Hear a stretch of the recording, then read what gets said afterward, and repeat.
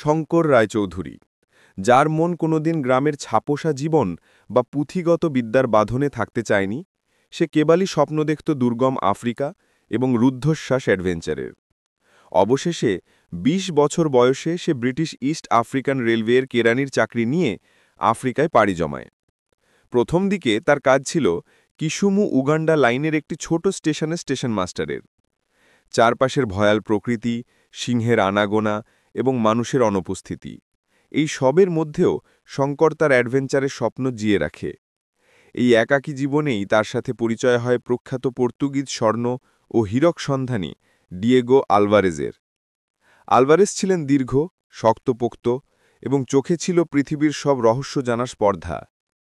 তিনি শঙ্করকে রোয়েঞ্জরি পর্বতমালা, যা স্থানীয়দের কাছে চাঁদের পাহাড় নামে পরিচিত, সেখানে লুকিয়ে থাকা এক বিশাল হীরক খনির গল্প শোনান। এই গল্প শুনে শঙ্করের রক্তে যেন নতুন করে নেশা ধরে। দুই অসমবয়সী সঙ্গী মিলে শুরু করে তাদের শ্বাসরুদ্ধকর অভিযান। তারা বহুদিনের জন্য রসদ সংগ্রহ করে দুর্গম পাহাড়ির দিকে যাত্রা করে। তাদের এই পথে পদে পদে ছিল মৃত্যুভয়। ঘন জঙ্গলে বিষাক্ত মাম্বা সাপ, দিনের বেলায় লু হাওয়া এবং রাতে তাঁবুর বাইরে বুমড়ে ফেরা ক্ষুধার্ত সিংহের গর্জন। আলভারেজ শঙ্করকে এই কঠিন পরিবেশে বেঁচে থাকার কৌশল শেখান। কিন্তু এই প্রকৃতির চেয়েও ভয়ঙ্কর ছিল এক কিংবদন্তি, এক বিশাল মানুষখেকো প্রাণী, যাকে স্থানীয়রা বনিয়াপ বা ওলাঙ্গা নামে ডাকত, যা এই পাহাড়ের গভীরে বাস করে। অভিযানের এক পর্যায়ে তারা বুনিয়াপের সাক্ষাৎ পায়।